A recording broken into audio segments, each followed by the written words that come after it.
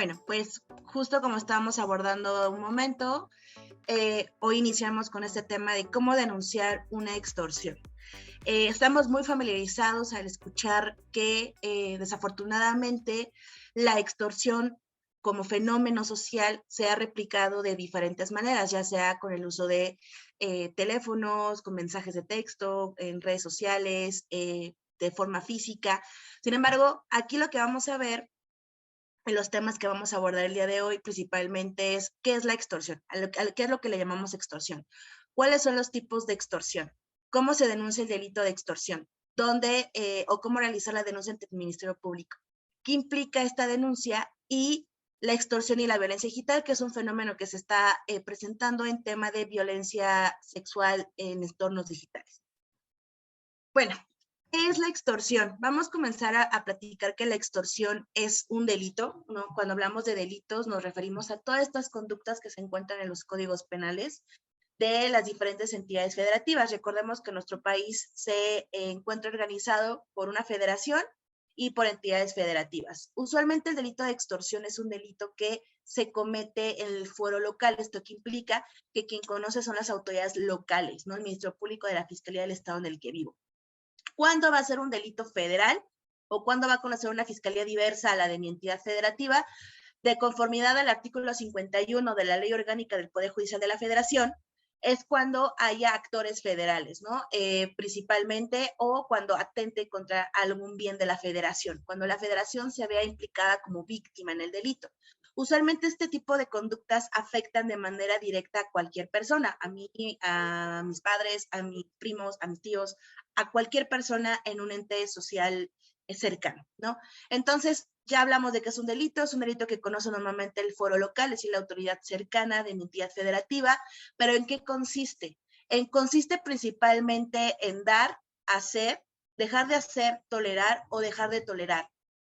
¿Qué cosa? Cualquier conducta que tiene como finalidad que se obtenga un lucro, un beneficio causando un daño. Ahorita vamos a ver más adelante ejemplos, pero básicamente la extorsión tiene como finalidad el que a mí me obliguen, ya sea por algún mecanismo de que vulnere mi consentimiento, a dar, hacer, dejar de hacer, tolerar o dejar de tolerar una conducta en específico para que esta persona que me está obligando a hacerlo obtenga un lucro o un beneficio a partir de esta forma de obligarme a reaccionar ante cierta conducta.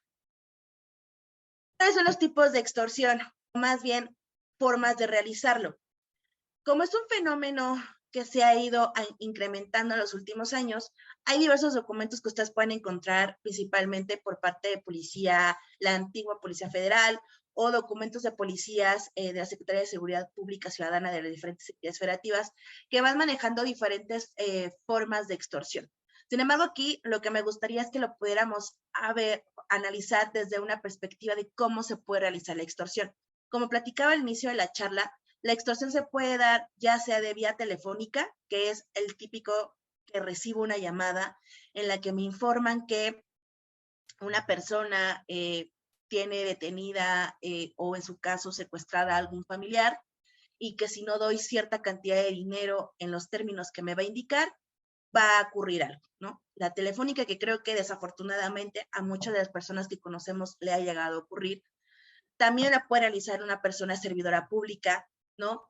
O otra que tiene que ver con el cobrar deudas adquiridas o la simulación de haber ganado un premio, que esto se da mucho, por ejemplo, con mensajes de textos o mensajes de WhatsApp, o en donde llaman y te dicen que ganaste un premio, pero para ganar el premio tienes que dar cierto dinero o tienes que dar cierta información de tu cuenta bancaria para que este premio te lo puedan entregar, ¿no? O a través del uso de redes sociales. A través del uso de redes sociales, que tiene igual, ¿no? Recibes un mensaje, ya sea tu Facebook o cualquier red social que tú utilices, en la que te señalen que tienen a tu familiar o que te tienen ubicada o ubicado y que si no haces tal cosa o no das tal dinero, te va a pasar X circunstancia. También lo que se ha dado en este tipo de utilización de redes sociales es lo que les platicaba hace un ratito sobre la violencia digital en aspecto sexual. Recibes tú un mensaje por Instagram, por Facebook, en la que te dicen que tienen contenido íntimo tuyo y que si no pagas cierta cantidad de dinero o si no accedes a tomarte más fotografías, van a publicar el contenido que tienen. Eso también es una forma o mecanismo de extorsión. Entonces, finalizando un poco esta parte, pues vamos a encontrar la que se da de forma telefónica, por mensaje de texto, de forma digital y por parte de servidores públicos, pero también se da de forma presencial, ¿no? En algunas zonas del país en donde está muy presente, identificada la presencia de ciertos crímenes de ciertos grupos criminales, también lo que se le llama el cobro de piso, ¿no? El que van a los diferentes locales, piden que se entregue cierta cantidad de dinero, en caso de que no se realice, pueden atentar en contra del negocio, del locatario, etcétera, ¿no? Es también otra forma de extorsión. Aquí es importante que también tengamos presente que cuando hablamos de extorsión, estamos hablando de una conducta que va con la amenaza y que va para obtener un lucro. Si, por ejemplo, en el tema de difundir contenido sexual íntimo, a mí me están diciendo, si no me das cierta cantidad de dinero o no te tomas cierta cantidad de fotografías, voy a difundir el contenido.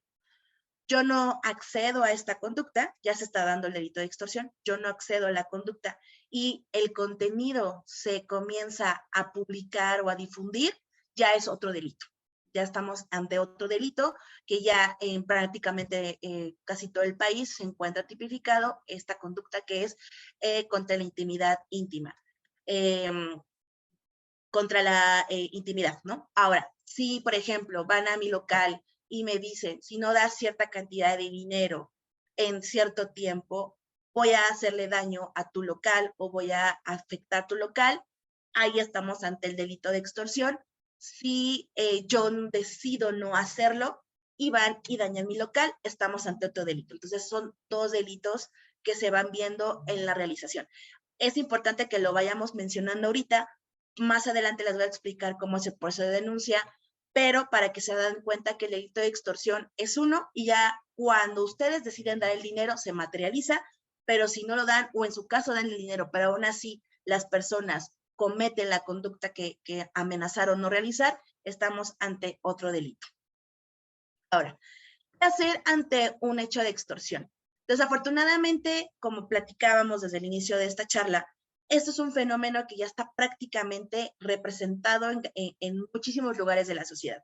Es muy, muy extraño encontrarnos a alguien que nunca ha recibido una llamada o que nunca ha recibido un mensaje que tenga que ver con esta temática de extorsión.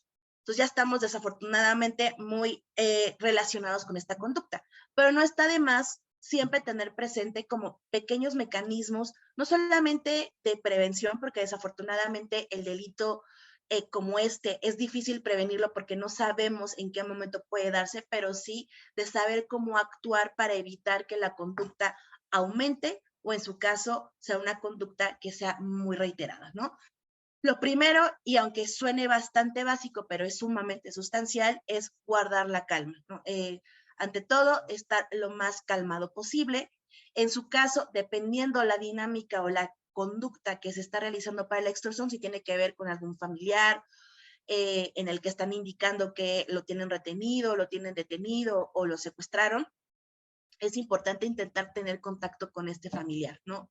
A través del uso de otro tipo de medios, justo para saber cómo se encuentra, si efectivamente estamos ante un hecho real, es decir, ya un hecho, por ejemplo, de privación ilegal de la libertad, o estamos en esta temática de extorsión, ¿no? También es importante tener lo más posible una red de apoyo y se reitera en prácticamente todos los delitos. Cuando nosotros decidimos ir a denunciar cualquier delito, por ejemplo, violencia familiar, daño a la propiedad, cualquiera, sí es esencial contar con una red de apoyo. ¿Por qué una red de apoyo? Porque los procesos de denuncia son procesos que no son rápidos y no son procesos que sean tan eficaces. Así que ir a denunciar sola, no solo, no es a veces lo más idóneo, principalmente porque depende de dónde esté ubicada la agencia del Ministerio Público, depende de la carga del trabajo del turno en que vayamos o hayamos acudido. Entonces, si se puede ir con alguien o ya sea físicamente o darnos como este seguimiento, es lo más recomendable. Ahora, vamos con el tema de la denuncia. La denuncia es este proceso de informarle a la autoridad que se está cometiendo un delito o que se cometió un delito. Para este tipo de conductas, por ejemplo, tenemos muy identificado que la autoridad ya ha manejado lo que es teléfonos, números de emergencia para reportarlo.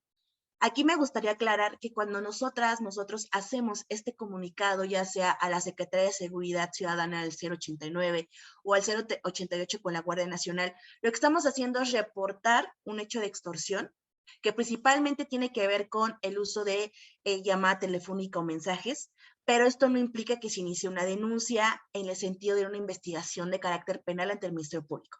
Sí estamos denunciando, sí estamos haciendo del conocimiento a la autoridad ministerial, pero no estamos nosotros como tal iniciando un procedimiento de carácter penal con un Ministerio Público involucrado que se haga una investigación con carpeta y todo lo demás, ¿no? Solamente estamos haciendo este reporte. Cuando ustedes llaman a estos dos números de emergencia, les van a dar un número de seguimiento y hasta ahí se queda. Es una de las grandes críticas que se le ha dado principalmente a estos números, no tanto porque no puedan tener actividad de gestión, porque sí lo tienen, ¿no? Esto tiene que ver principalmente para identificar números que se utilizan mucho para extorsión, que ustedes, incluso si, por ejemplo, reciben la llamada o el mensaje de un número que está identificado para extorsionar, lo que se hace usualmente es hacer como un catálogo de números. Ustedes pueden poner el número en internet y les va a aparecer si es un número de extorsión. Entonces sí tiene una finalidad de ir mapeando estos números, pero realmente no inician como tal una investigación. Ahorita les voy a explicar en qué consiste una investigación de carácter penal. En todo caso, también la segunda opción es que acudas de forma presencial al Ministerio Público. ¿Cuándo se va a decidir una o la otra? Usualmente, como les platicaba, estos números tienen que ver con reportar estas extorsiones que se dan, como los mensajes de texto que te llegan o las llamadas, esto que tiene que ver con que te ganaste un premio o que alguien te llamó para decirte que son de un grupo criminal y que te tienen monitoreado y que si no haces la entrega de tal dinero va a pasar esto, o que te dicen, ¿no? Que lo he visto, por ejemplo, mucho quienes usen o consuman, por ejemplo, TikTok. Por ahí hace un par de meses hubo como esta moda de que varias personas se grababan reaccionando a llamadas de extorsión, ¿no? Que se puede ver el lado cómico, o sea, cada quien lo gestiona de manera diversa, pero por ejemplo en estas llamadas podíamos ver como esta temática de cómo se daba la extorsión, de que tenían algún familiar y que incluso te ponían a la persona, ¿no? Al hijo, a la hija, para que tú escucharas que estaba gritando y demás, y lo que hacían era pues darle seguimiento a la llamada y terminaban como en ese tema de que pues le decían que ellos no tienen hijos y colgaban, ¿no? Por ejemplo, ese tipo de llamadas sirve mucho para reportarlas a estos números de emergencia, pero como tal no hay un seguimiento de una denuncia. Y muchas personas prefieren hacer este reporte de números porque pues no tienen, o sea, no hubo como un menoscabo de haberles generado alguna afectación. ¿Cuándo sí es recomendable acudir al Ministerio Público? Cuando, por ejemplo, es una extorsión realizada por un servidor público, cuando es una extorsión física, es decir, que vayan directamente a donde te encuentras para realizar esta conducta de extorsión. Cuando, por ejemplo, tiene que ver con los ejemplos que les ponía de contenido íntimo. ¿Por qué? Porque ahí ya existe el riesgo de que se realice otro diverso delito. Entonces, ahí es donde se recomienda que sí se acuda a denunciar, porque la denuncia trae o inicia otro tipo de procesos, otro tipo de hechos, tanto de obligación de la autoridad como nosotros de contar con derechos. Entonces, ahorita les voy a explicar un poco eso. La denuncia ante el Ministerio Público. Como les platicaba, la denuncia con el Ministerio Público ya trae aparejado otro tipo, una dinámica diferente. El Ministerio Público, lo han escuchado en muchos lugares, es este representante de la sociedad que tiene como finalidad, de acuerdo a la Constitución y al Código Nacional, el investigar delitos, ¿no? Ellos, esta institución, el Ministerio Público, trabaja en las Fiscalías Generales de Justicia y tienen esta finalidad de investigar los delitos que se encuentran, como les platicaba, principalmente en los códigos penales. También hay delitos que se encuentran en otras leyes especiales, pero de manera, pues, tengan muy general, muy presente, por ejemplo, este delito en los códigos penales. El Ministerio Público tiene esta finalidad de, una vez que se entera de un hecho delictivo, ¿no?, iniciar una carpeta de investigación. ¿Cuándo interviene el Ministerio Público? El Ministerio Público interviene bajo dos hipótesis o requisitos de procedibilidad, si lo quieren ver muy técnico. Uno es la denuncia y la otra es la querella. Nosotros, de manera general, no tenemos la obligación de saber cuál es cuál, ¿no? Eso ya es chamba del Ministerio Público. Pero para que tengan presente, la querella tiene que ver como esta comunicación del Ministerio Público de un delito que me afecta a mí directamente. Que si llegara a pasar algo, a la persona que afecta es a mí y soy la persona indicada para poderle comunicar. Como por ejemplo, una amenaza, violencia familiar en algunas hipótesis, el delito de violencia digital, es decir, esta afectación directa, discriminación. La denuncia es una forma también de comunicar al Ministerio Público, pero que tiene que ver con delitos que quizás yo no pueda comunicarlos porque no solamente me afectan a mí, sino afectan a la sociedad, o yo me encuentro incapacitada o imposibilitada más bien de poder comunicar a la autoridad que algo me sucedió, ¿no? Por ejemplo, el delito de narcomenudeo, el delito de lesiones que ponen en peligro la vida de una persona, el delito de homicidio, el de feminicidio, todos estos delitos que tanto afectan a la persona, pero no puede hacer esta denuncia, por ejemplo, violación, o en su caso también aquellos delitos que afectan a la sociedad o que tienen afectación mayor de otros bienes jurídicos. Entonces, el delito de extorsión, en su gran mayoría, los códigos lo manejan como un delito que se persigue de querella, porque afecta directamente a la persona. Entonces, ¿cómo nosotros vamos a comunicar a la autoridad? Mediante una denuncia o una querella. Como les decía, no es nuestra obligación llegar como diciéndole al Ministerio Público, vengo a presentar mi formal querella. No, ese es el Ministerio Público, como es el perito en derecho, es el que va a determinar y no tanto él, sino pues ya viene en el código. Gran parte de ustedes, por ejemplo, ojean el Código Penal de la Ciudad de México, hasta abajo siempre les va a venir, ¿no? Este delito se perseguirá por querella, este delito se perseguirá por denuncia. Si no les identifica cómo se va a perseguir el delito, se entiende de facto que es por denuncia, porque los que sí son por querella te lo enuncian. Entonces, bueno, vamos a denunciar al Ministerio Público. ¿Cómo podemos denunciar al Ministerio Público?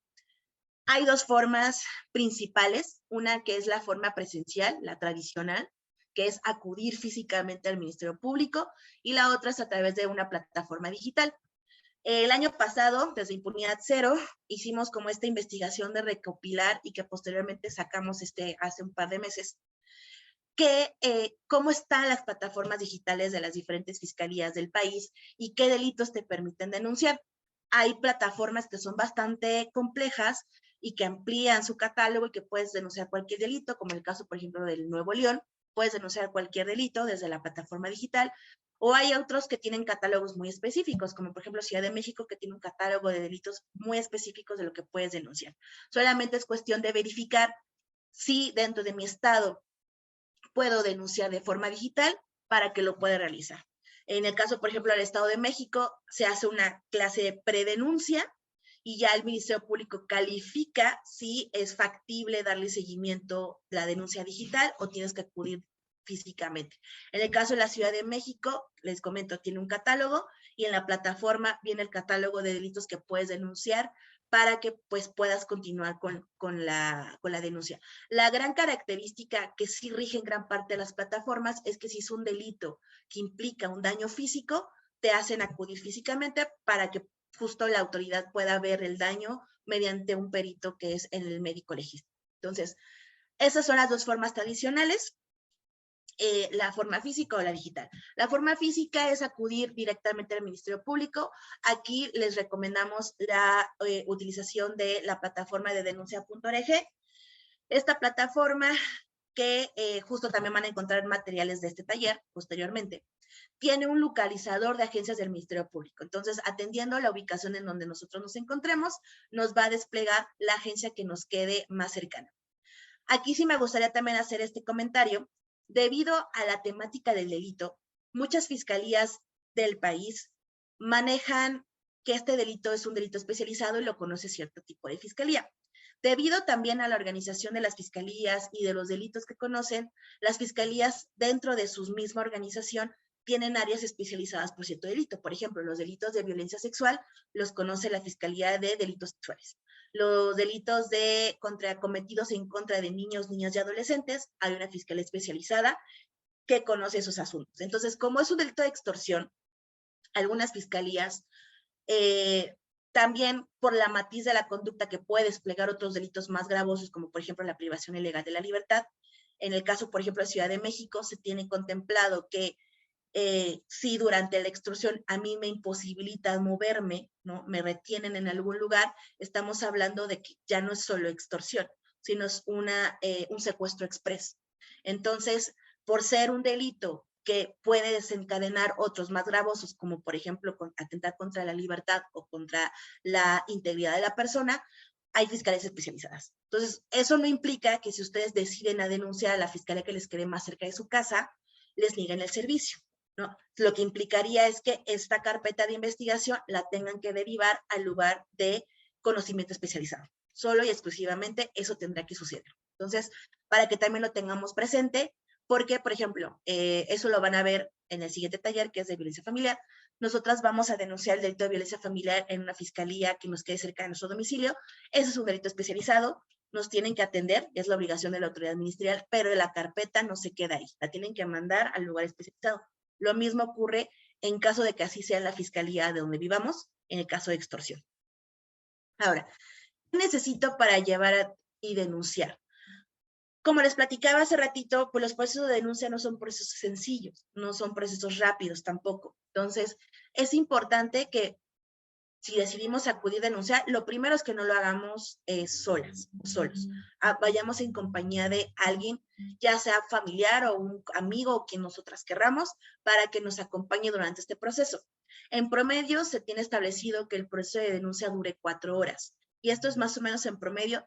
Depende mucho del trabajo que tenga el turno, depende mucho también de las diligencias que tiene que realizar, pero prácticamente eso es como el tiempo en promedio.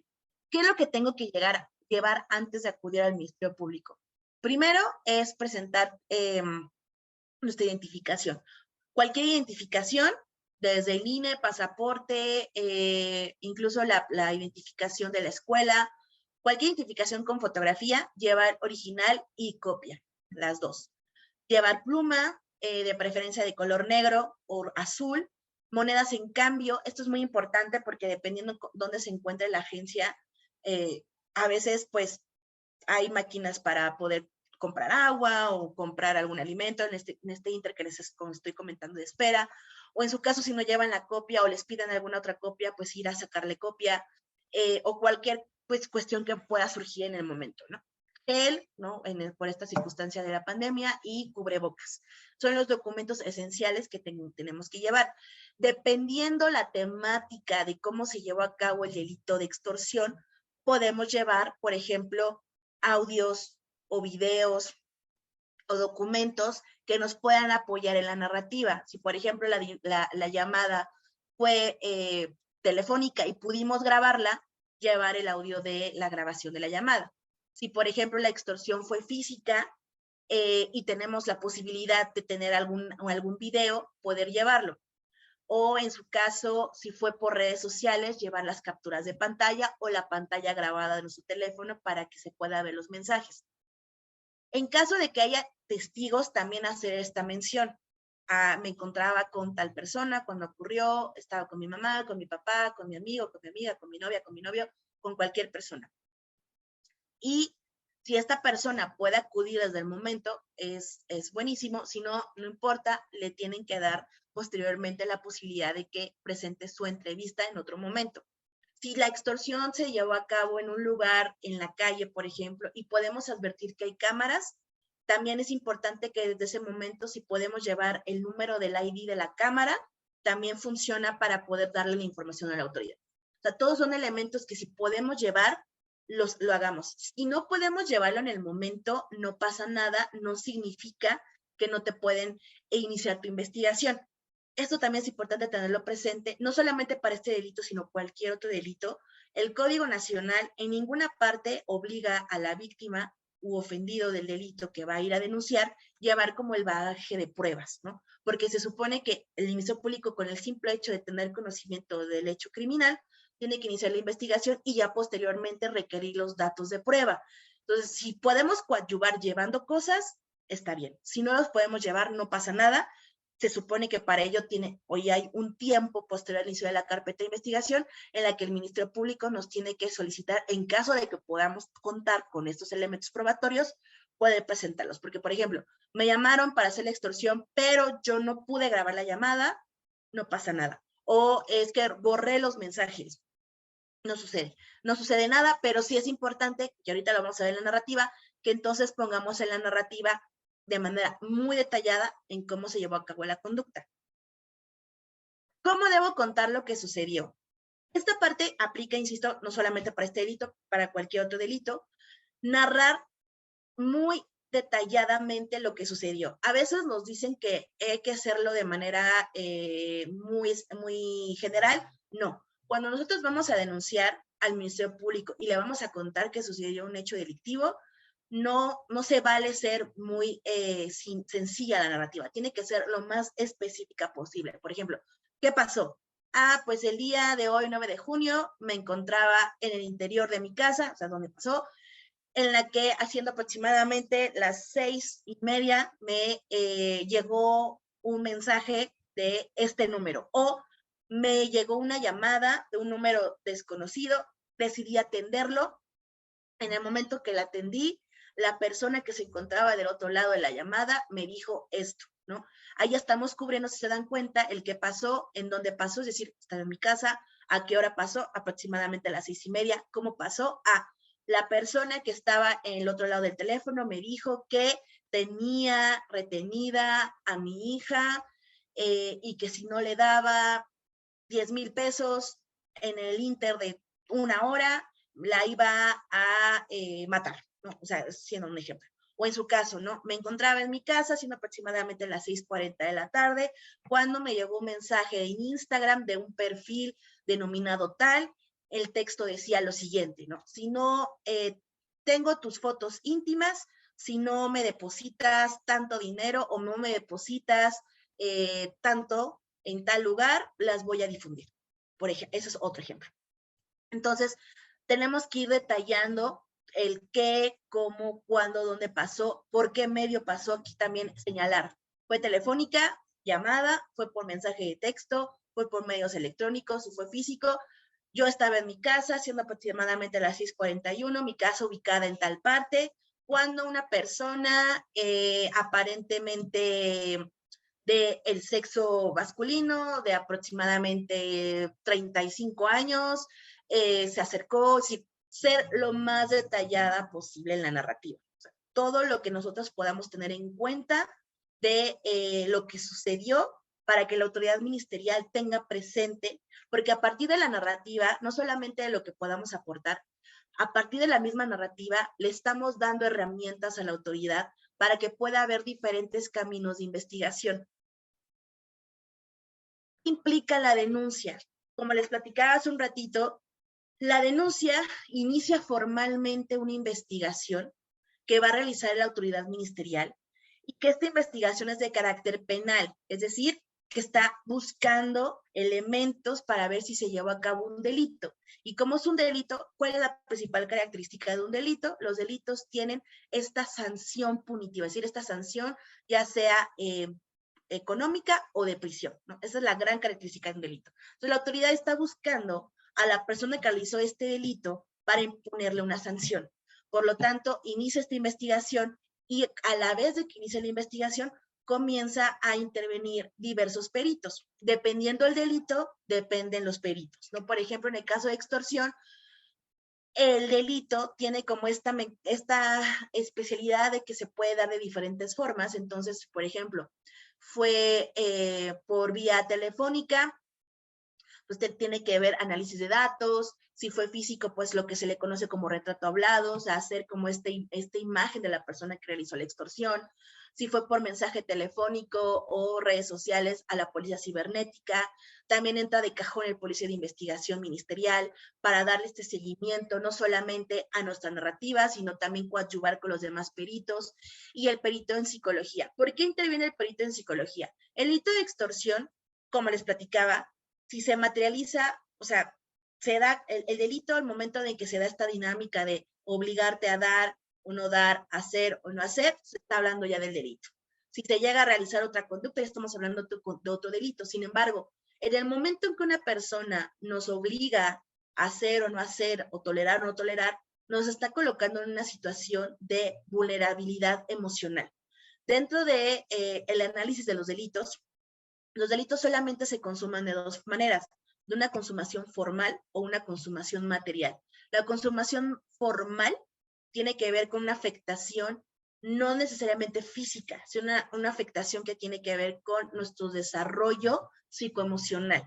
Entonces, por ejemplo, el delito de amenazas, el delito de discriminación, el delito de extorsión, el delito de cualquier delito de secuestro, o sea, su modalidad de secuestro, violencia familiar. No solamente estamos hablando de una afectación posiblemente material, en tema económico, en tema físico, de corporalidad, sino también de nuestro desarrollo psicoemocional. Entonces, ya al momento que estamos viviendo esta amenaza de alguna persona de hacernos algo si no cedemos a otra cosa, nos está afectando emocionalmente. Entonces, el perito en psicología tiene que analizar esta afectación, principalmente también para ver una reparación del daño, porque la afectación psicológica no se puede cuantificar o no se puede advertir de manera tan visible como, por ejemplo, tuve yo un daño a mi propiedad, estoy en mi casa y se ha dado mucho últimamente, estoy en mi casa y entra un coche porque no pudo frenar, entonces ya me tiró la pared de mi casa y yo estaba ahí, también me atropelló. Entonces, no solamente es el daño de mi casa, sino también mi daño físico, ¿no? Tantos dos daños. Aquí no se puede cuantificar el daño de la pared, o sea, porque no está afectando una pared, se está afectando nuestra psique y nuestro desarrollo psicoemocional. Por lo tanto, el perito de psicología tiene que ver cómo es que esta conducta posiblemente está afectándonos y cuál es la posible manera de reparar este daño derivado de esta conducta. También otra cosa que viene implícita,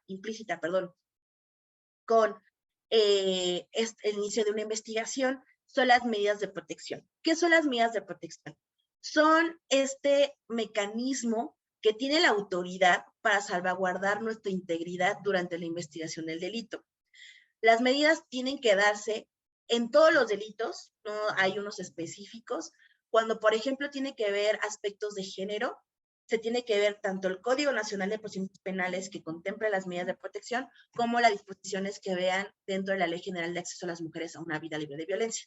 Ahí se tiene que ver de manera conjunta, justamente para ver como la debida diligencia de la aplicación de las medidas. Pero fuera de esos delitos se ve la aplicación conjunta de la aplicación del Código Nacional.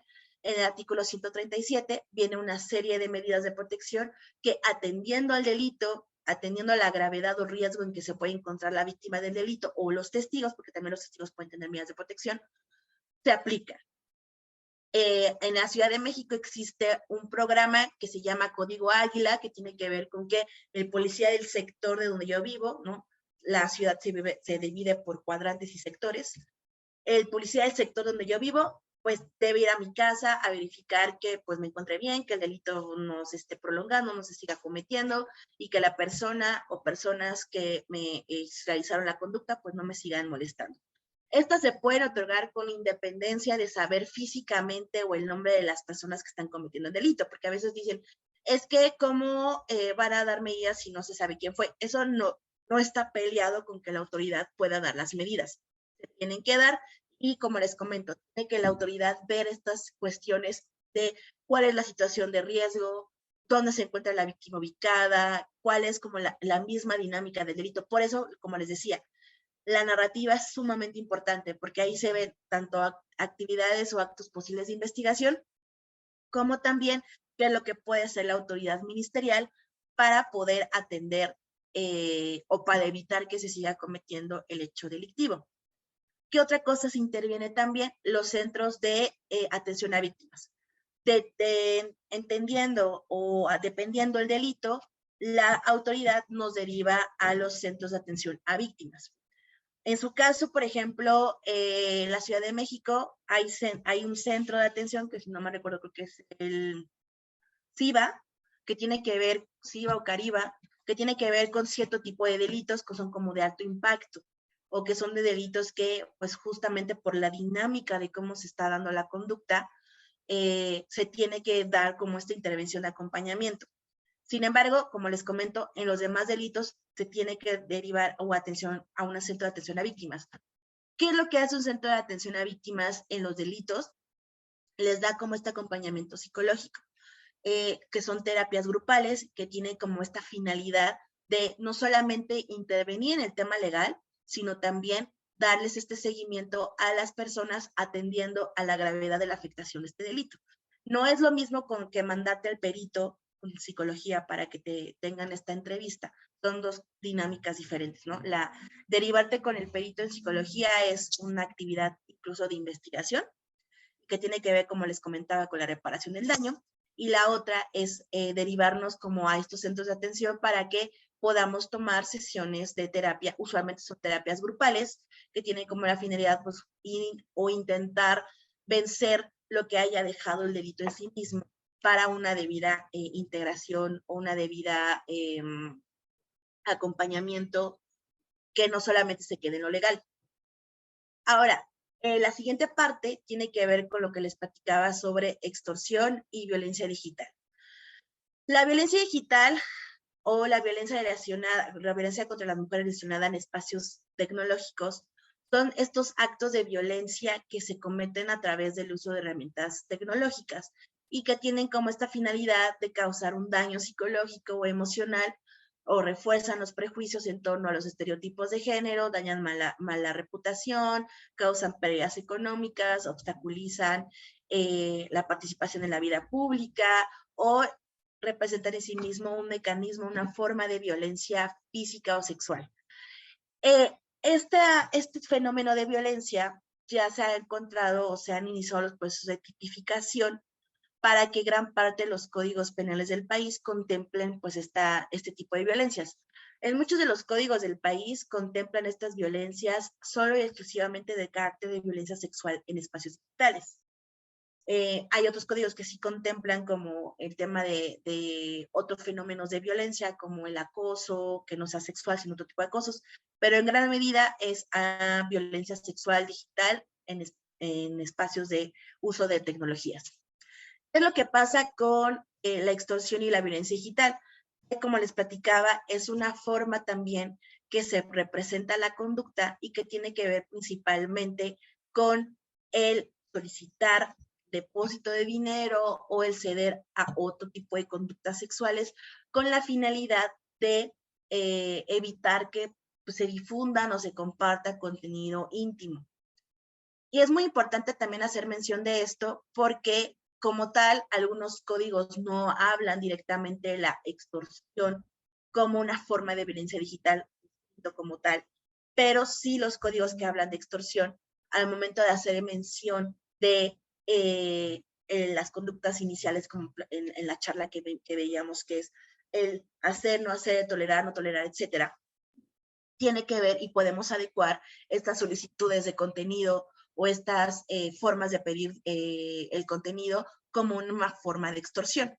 Y también se puede denunciar bajo esa circunstancia, principalmente porque ya estamos ante una cuestión, como platicaba hace ratito, de por qué vamos a, o cómo vamos a definir o cómo vamos a saber en qué momento puedo ir a denunciar o no puedo ir a denunciar, justamente atendiendo pues a una forma ya más gravosa de la afectación del delito. Entonces, en este caso, por ejemplo, la violencia digital es de estos delitos que no solamente se quedan como en la simple amenaza de voy a compartir el contenido, sino también ya se está hablando sobre esta afectación en la reputación, en la imagen, en la vida pública, entre otras cosas, ¿no? Entonces, también estaríamos hablando que se puede denunciar este tipo de conductas para que justamente tengamos presente que no solamente es como reportarlo en las plataformas, que también se puede hacer, pero también como darle seguimiento a esta conducta. Entonces, básicamente esas son las cuestiones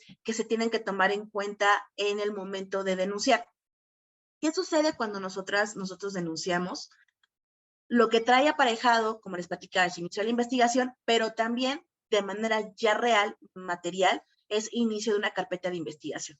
La carpeta de investigación es esta bitácora que tiene como principal objetivo ir guardando todas las diligencias que vayamos realizando dentro de la investigación. Por ejemplo, el que me lleven al psicólogo, o sea, que me den el oficio para ir con la psicóloga o psicóloga, el que la persona que estuvo conmigo en el momento que se llevó a cabo la extorsión pueda acudir como testigo, el que si hay cámaras, si fue la extorsión en un lugar público, pedir las cámaras.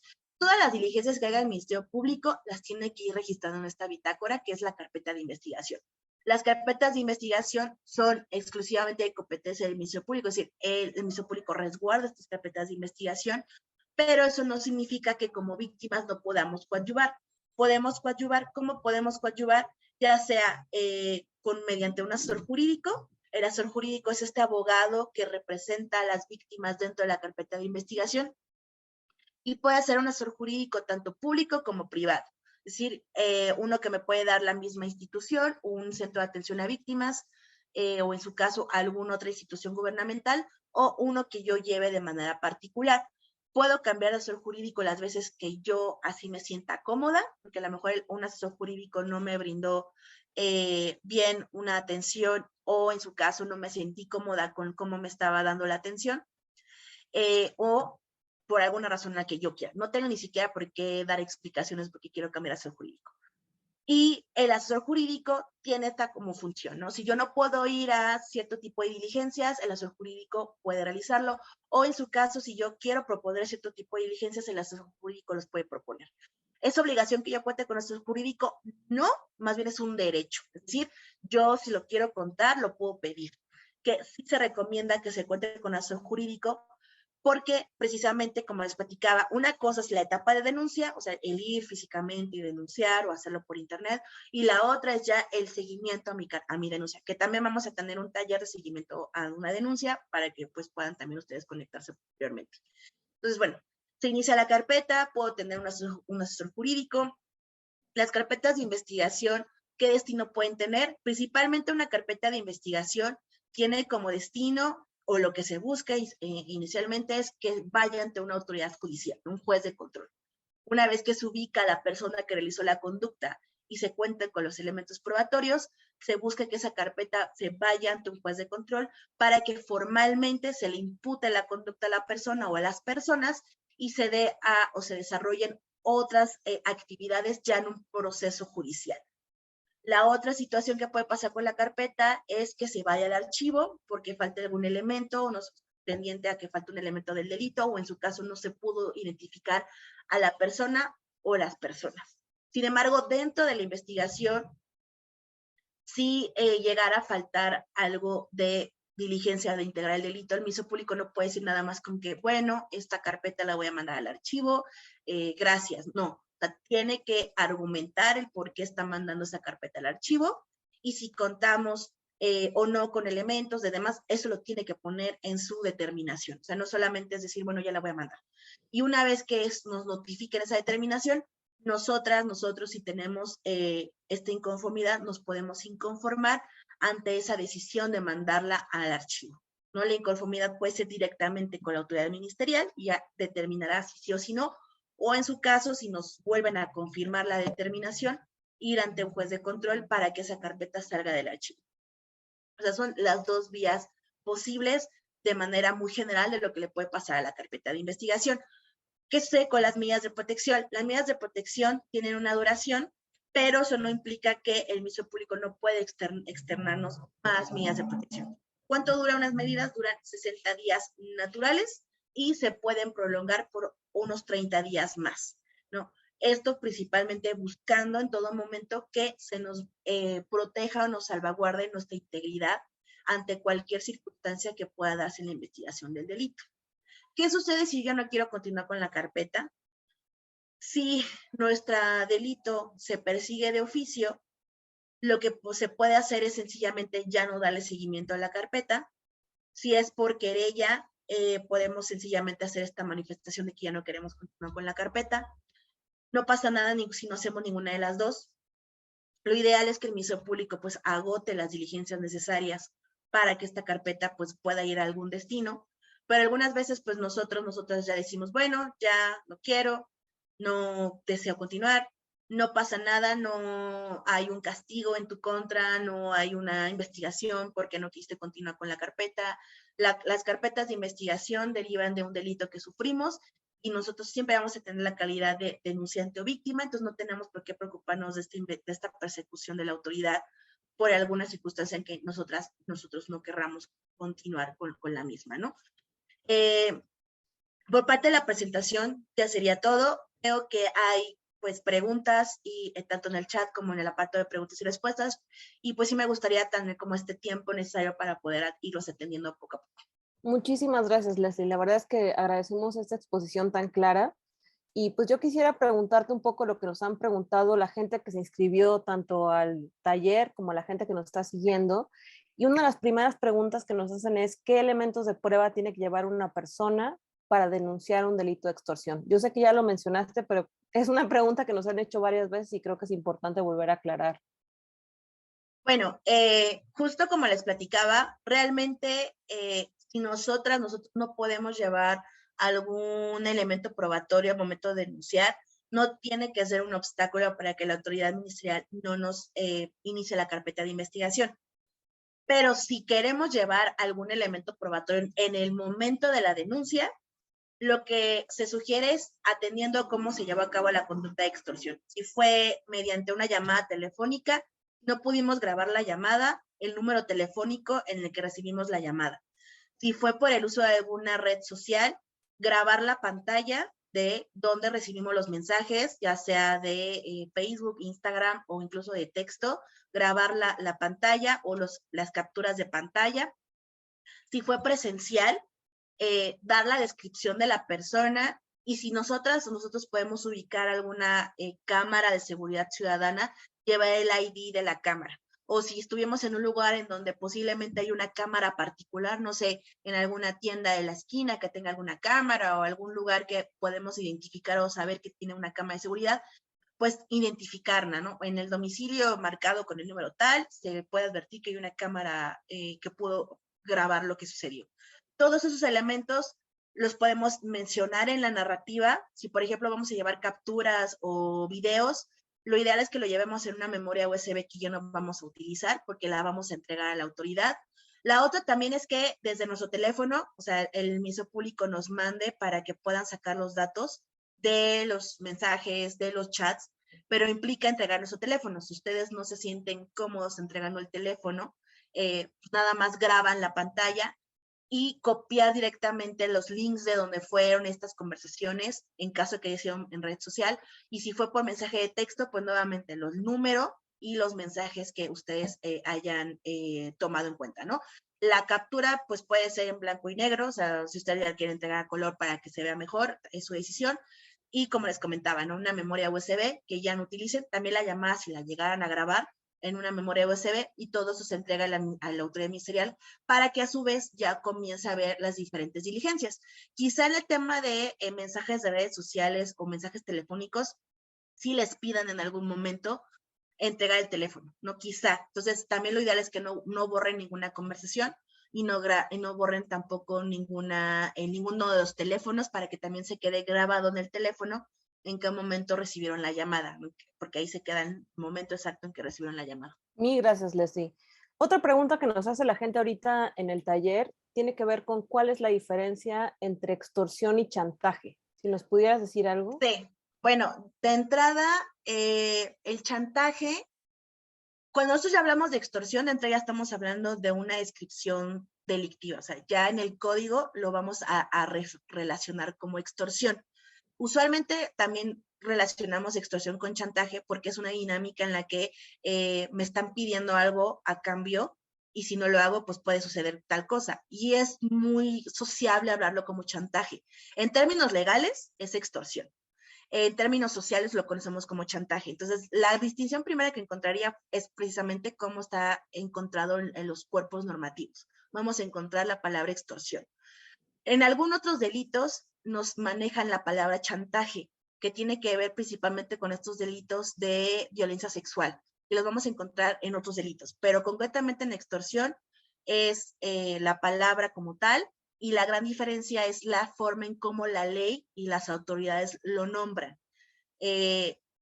Gráficamente sería como la gran distinción que sí me gustaría que tuvieran como presente. Mil gracias. Y creo que ahí también quiero aportar, en denuncia.org pueden encontrar no solamente herramientas que les ayuden a identificar lo que constituye ciertos tipos de delitos, sino también ciertos cuestionarios que hemos hecho como para que la gente sepa cómo presentar su testimonio al momento de denunciar un delito. Entonces, también tenemos el de delito de extorsión. Entonces, los invito a visitar denuncia.org en la parte de guías por delito. En la parte de extorsión van a encontrar una cosa que se llama carnet de denuncia del delito de extorsión para que ustedes o alguna persona que sea víctima de un delito de extorsión sepa cómo puede formular de la manera más adecuada el testimonio o el interrogatorio que va a tener que presentar ante el Ministerio Público. Otra pregunta que nos están haciendo ahorita la gente que está conectada, Leslie, me gustaría hacerte es, ¿qué tan seguro es presentar una denuncia respecto al tema de extorsión? Porque muchas veces el delincuente en la misma extorsión amenaza a las personas con no acudir a la policía o al Ministerio Público. Bueno, eso es una pregunta que también se replica en diferentes delitos y justo también es por eso hacer mucho hincapié en la existencia de las medidas de protección, principalmente porque las medidas surgieron con esta idea de proteger tanto a la víctima como a los testigos del delito. Aquí es también un análisis, como platicabas un rato, de en qué momento nosotras nos sentimos seguras con ir a denunciar. Nos meten mucho esta necesidad de hacer conciencia de ir a denunciar, pero también es importante cómo nos encontramos para realizarlo. Si nosotros no nos sentimos seguras con ir a denunciar, el primer paso es reportarlo ante la autoridad en los teléfonos o números de emergencia que les mencioné. Si bien es cierto, como tal, no inician una investigación como carpeta y como todos los que les platiqué después, sí hacen como este monitoreo de la temática de cómo se está dando la conducta. Yo sí les sugiero que cuando decidamos acudir a denunciar, si hagamos mucho hincapié a la autoridad sobre la posibilidad de otorgar las medidas de protección y que sean las medidas que a nosotros nos permitan estar tranquilos de que no solamente se siga generando la extorsión, sino que se pueda realizar otras conductas delictivas diversas que ya atenten contra nuestro propio patrimonio como nuestra propia integridad.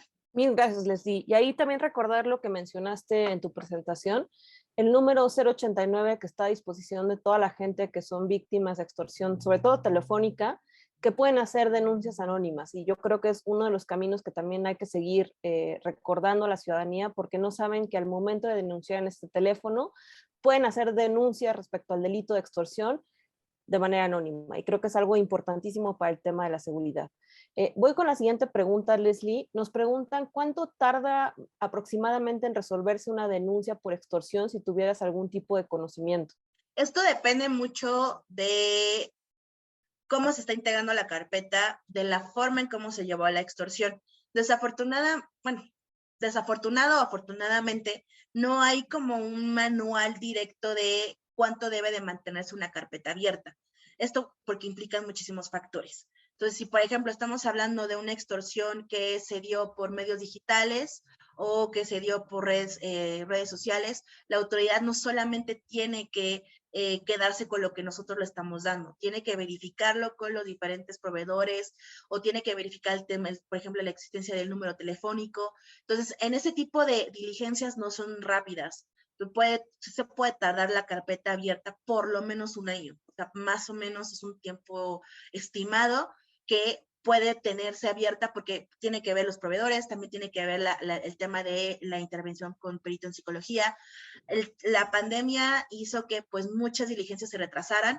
Ahorita ya están retomando algunas fiscalías como el ritmo de atención en tema de centro de atención a víctimas y psicólogos, pero en lo que nos damos o vamos haciendo la intervención y mandan el dictamen, o en su caso, si no pudimos ir, nos tienen que dar una nueva fecha. Son varias diligencias que tienen que ir realizando el Ministerio Público y que pueden ir surgiendo más en el momento. Entonces, sí, no es una carpeta que se integre rápido. Se integraría rápido si, por ejemplo, eso ya lo mencioné, pero lo puedo mencionar ahorita, si, por ejemplo, hubiera una persona detenida. Si la extorsión se realizó y en ese momento logramos que la autoridad detenga a la persona que en ese mismo instante está haciendo la extorsión, la integración de la carpeta la tienen que hacer en un término de menos de 48 horas, hasta 48 horas, porque hay una persona detenida. Entonces ahí las diligencias son más rápidas, se tiene que pasar ante autoridad jurisdiccional y ya el seguimiento de la carpeta, que ya es una carpeta judicial, ya es otro. ¿no? Pero si es indetenido, sí es un tiempo un poco más que se toma la autoridad. Mil gracias, Leslie. Voy a la siguiente pregunta. Ahorita estoy viendo que a una persona le acaban de notificar, creo que es una pregunta más general, pero a ver si nos puedes decir algo al respecto. A una persona le acaban de notificar de la fiscalía que su licenciado necesita una especialización para poder seguir representándola, que si es correcto ese procedimiento. Sí, bueno, dentro del sistema, nosotros debemos de contar con una representación técnica adecuada. No solamente implica para la persona imputada, sino también para la persona víctima. ¿Esto por qué? Porque lo que sucedía en el sistema anterior es que cualquier persona, ya sea una persona de confianza, representaba principalmente a la persona imputada en las diferentes diligencias de una averiguación previa, pero esto no dotaba de una certeza de que realmente haya sido representado de una manera óptima. La autoridad ministerial puede advertir que si, por ejemplo, nuestro abogado defensor, en el caso de una persona imputada, no está titulada, no solo pasante, no puede representarnos. Y en el caso de una persona víctima, da lo mismo, porque el asesor jurídico y el defensor tienen este mismo nivel de contar con cédula, contar con especialización. En el caso, por ejemplo, en tema de justicia para adolescentes, no solamente ser licenciado en Derecho, licenciada en Derecho, sino también tener una especialización en tema de justicia para adolescentes. Entonces, si la autoridad está notificando esto, sí lo puede hacer, sin embargo, se tendría que verificar con la autoridad el por qué lo está advirtiendo, o sea, cuál es el criterio que está tomando para señalar que la persona que me está representando no tiene la experiencia, ¿no? Quizá no tiene la cédula, no necesariamente tiene que ser una especialización sobre el delito, en delito general. Solamente esto aplica para términos de adolescentes, para los demás delitos no. Entonces, o para el sistema para adultos no. Entonces, sí tendríamos que ver con la autoridad el por qué está tomando ese criterio, cuál es el criterio que está tomando para decir eso antes de que cambie de asesor o de defensor, no sé si sea. Mil gracias, Leslie. Y otra pregunta que a cada rato nos hacen y quisiera escuchar tu opinión y luego yo voy a decir algo al respecto, pero nos pregunta una persona, primero que nada te felicita por la exposición, lo cual agradecemos estas felicitaciones. Y también te pregunta si, dado que las denuncias que se presentan se resuelven muy pocas, si de algo sirve denunciar. O sea, si ya denunció una persona, si tiene un efecto positivo para otras personas el denunciar el delito del cual fue uno víctima. Bueno, aquí creo que también es muy relevante hablar que el denunciar también permite a las personas tomar agencia de lo que está pasando. No solamente, ahorita estamos hablando de extorsión, pero en general la denuncia permite eso. Y también por eso hacía mucho mención de cuando estemos listos para hacerlo, porque implica una serie de actividades que tenemos que realizar. La denuncia también funciona no solamente como esta toma de agencia, sino también funciona porque la autoridad debe de llevar y lleva un control de los delitos que se están denunciando, tal es así que mes tras mes actualiza la página del secretario ejecutivo en el que habla de los delitos que están pasando en el país. Entonces también es una forma en que la autoridad esté viendo qué conductas se están replicando y cuáles están aumentando y cuáles no. Ayuda también para la construcción de la política criminal de la entidad federativa donde vivamos y también ayuda para que la autoridad ministerial pues haga su trabajo. Al finalizar, sabemos que estamos muy socializados con una serie de estereotipos que surgen al momento de hablar del Ministerio Público, pero no podemos hablar de que existe justamente falta de sanción o falta de investigación si no estamos haciendo estas diligencias para decirle a la autoridad, hey, mira, está pasando esto. Entonces también hay que verlo como esta forma de tanto tomar agencia, como también tomar esta posibilidad de denunciar y hablar de lo que me está pasando, como también decirle a la autoridad literalmente en letras chiquitas, está pasando esto, no puedes hacer como que no está pasando, para que también busquemos mecanismos de atender esa conducta. Mil gracias, Leslie. Y yo también quiero agregar que, desgraciadamente, pues dada el nivel de impunidad que hay en este país, para todos los delitos que no se persiguen de oficio, sí creo que es importante aclarar que cualquier delito que no se denuncie va a quedar en impunidad. Obviamente sabemos que es muy difícil denunciar un delito en este país y por eso hacemos programas como denuncia.org, estos talleres, pero sí creo que es importante aclarar eso porque cuando la gente nos pregunta qué es lo que puede hacer para luchar contra la impunidad, al menos en el aspecto penal, pues lo primero que nos toca hacer sí es denunciar los delitos y sabemos que es muy difícil y por eso estamos intentando hacer o dar la mayor cantidad de herramientas para que la gente sea mucho más fácil que pueda denunciar un delito en este país.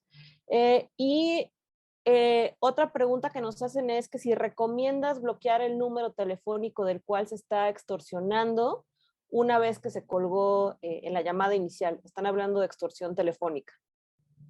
Sí, pero sí, o sea, bloquear la forma en que nos llamen, pero también como que anotar, inmediatamente que bloqueemos, bajar el número en donde recibimos la llamada telefónica y inmediatamente como bajar lo que pasó con la llamada, para que tengamos muy presente cómo se dio, qué es lo que nos dijeron, quién nos lo dijo, en qué tono nos lo dijeron, y irlo también como llevando este seguimiento, una clase de bitácora de cómo fue la llamada. Muchísimas gracias, Leslie. Y nos habían hecho también una pregunta sobre datos, déjame la encuentro. Si existen datos abiertos sobre la etapa de denuncia o querella respecto al delito de extorsión y sus modalidades y resolución de la autoridad por el tema de género.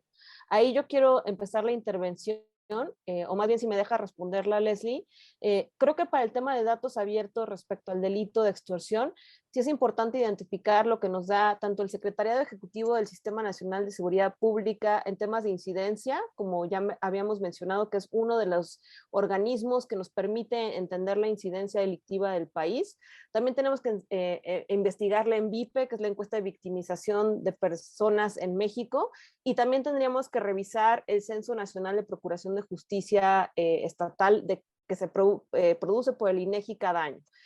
La verdad es que para hacer el cruce entre lo que está pasando con el delito de extorsión y género es muy difícil hacer este tipo de cruces. Ahorita estamos viendo lo que se puede conseguir, pero por lo que yo tengo entendido es muy difícil conseguir este cruce respecto a cuáles son víctimas de extorsión, cuándo están denunciando y qué es lo que está pasando con cada finalidad o cada etapa del proceso penal. Entonces sí creo que hay que hacer un llamado de que necesitamos este tipo de datos para dar un seguimiento respecto a recomendaciones de política públicas que sean lo más adecuadas posible respecto a las víctimas del delito, de acuerdo a cada estado.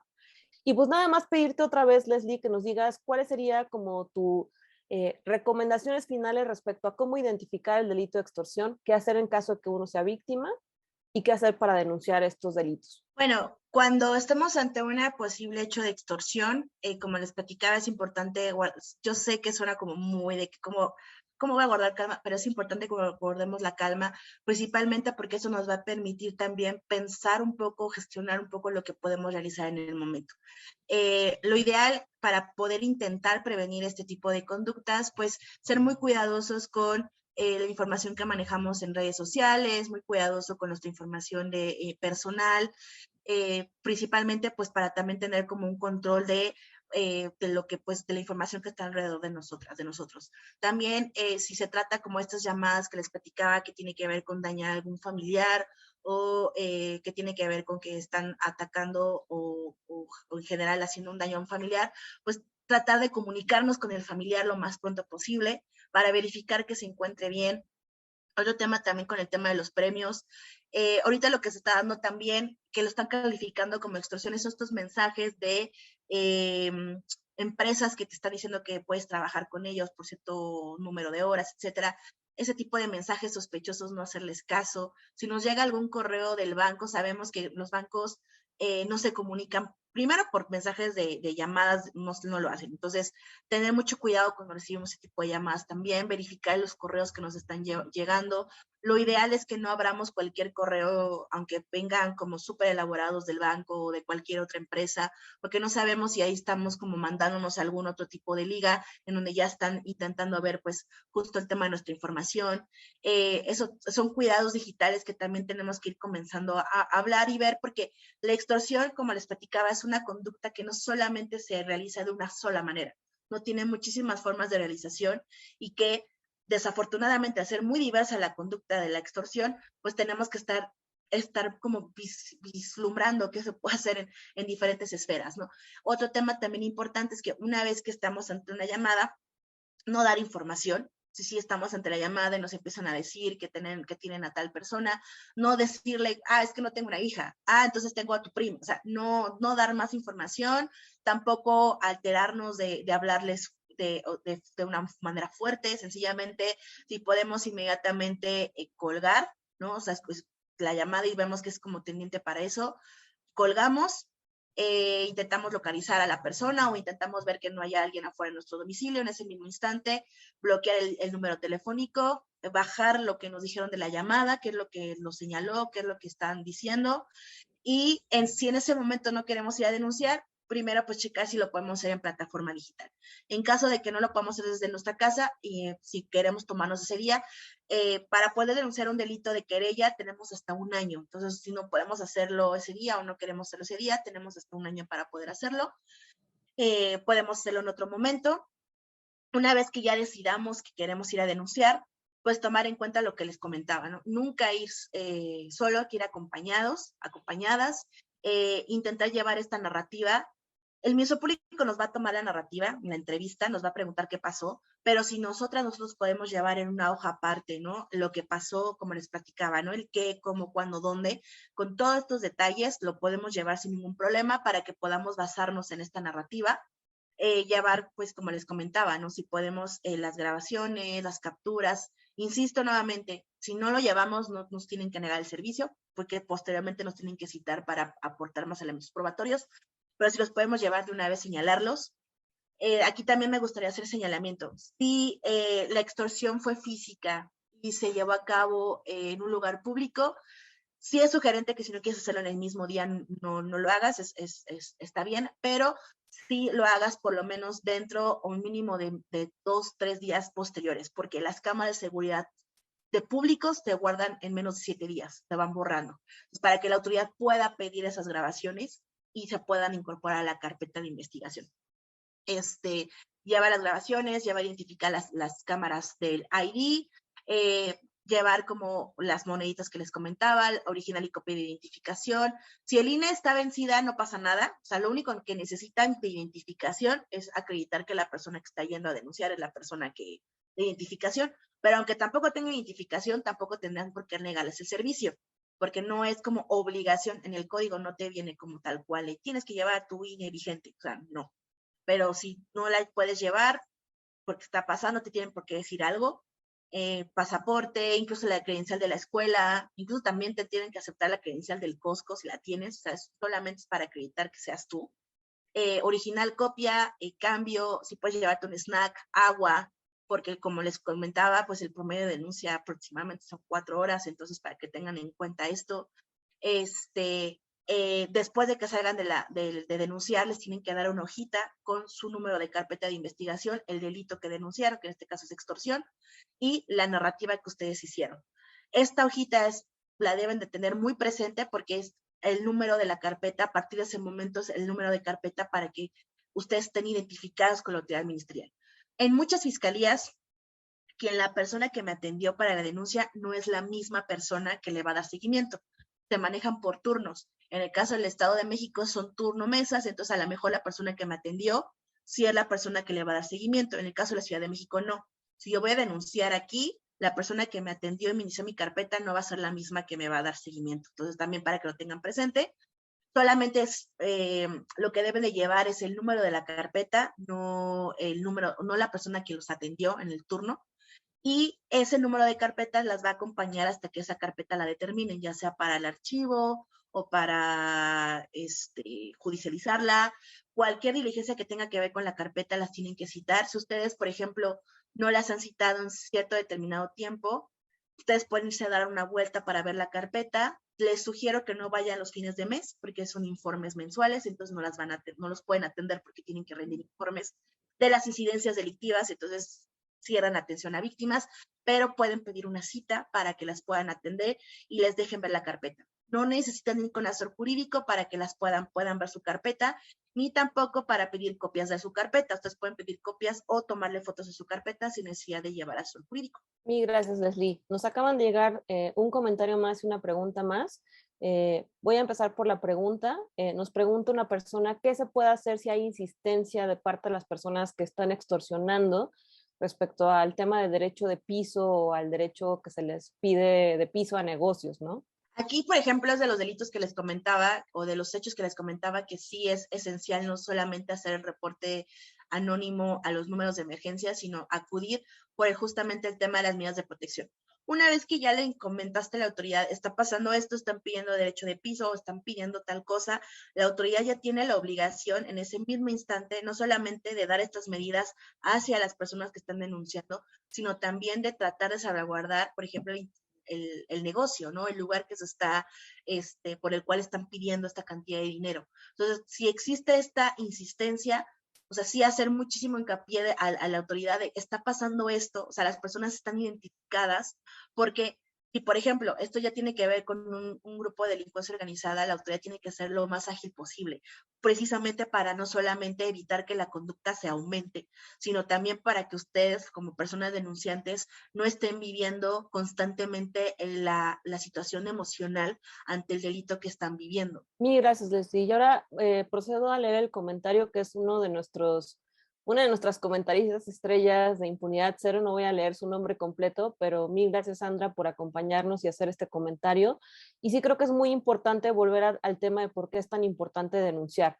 Sandra nos recuerda lo importante que es presentar denuncias, porque, por ejemplo, para el tema de robo de bicicletas o de computadoras, cuando se tiene un probable responsable, cuando se tienen distintas denuncias respecto al mismo modus operandi, se sacan del libro electrónico que acaba teniendo cada fiscalía y lo que acaba pasando es que los denunciantes se llaman para acabar teniendo como más denuncias respecto al mismo delito. Entonces, sí creo que es muy importante hablar de esto porque una de las cosas que más apreciamos en Impunidad Cero es todos pues los hallazgos y todos los aprendizajes que tenemos de los operadores del sistema de justicia que nos permiten dar a conocer este tipo de información a la ciudadanía. Y no sé si quisieras decir algo más respecto a lo mismo, Leslie, de invitar a la gente por qué sí es tan importante denunciar cuando uno es víctima de un delito. Sí, creo que justo nosotros no podemos hablar sobre la gran problemática que tiene el sistema si no lo visibilizamos.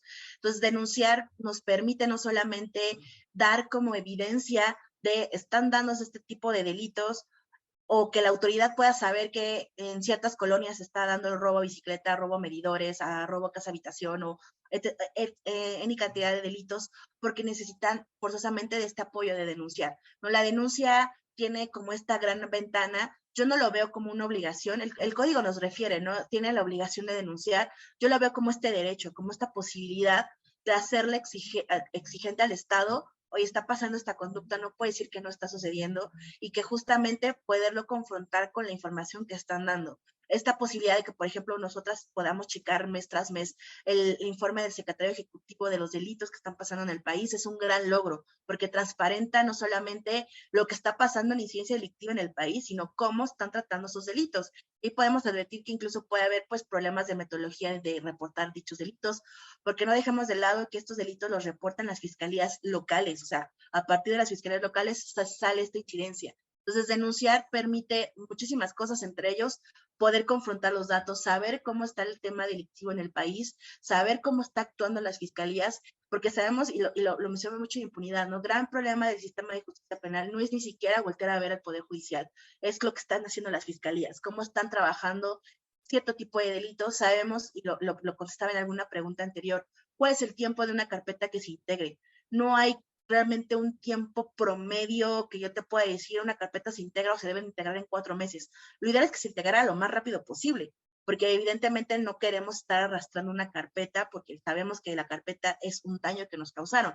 Pero desafortunadamente hay carpetas que llevan 2 años, que llevan 1 año o que llevan incluso más tiempo y que esas carpetas están detenidas por alguna circunstancia atendiendo particularmente al delito de la carpeta.